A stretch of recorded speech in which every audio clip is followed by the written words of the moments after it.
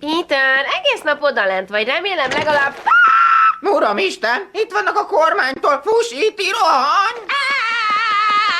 Jön a világ vége, mindenki vegye fel a sugárzás védőruhát. Nem fogunk kihagyni egy ilyen különleges alkalmat a te idióta ítéletnap elméleted miatt. Jól van, rendben. Figyús, kacok.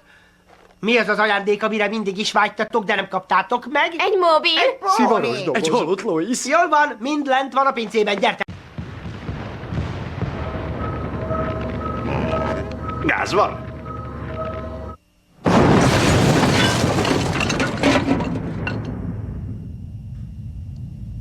Azt a rohadt! Ti is éreztétek? Gyere, Cherry, megyünk kaját keresni. Sajnálom, Krisz, de a cserje marad. De a legjobb barátja. Lajz, így is van elég éhes száj. Nem lesz baj, ha elintézem.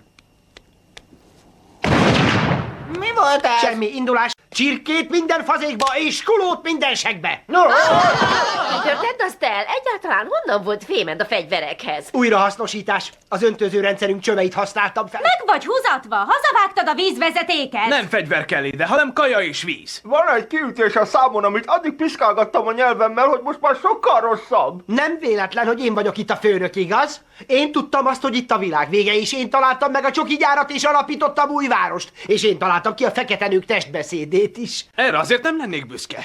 Maradjál már! Most mit irigykedel itten?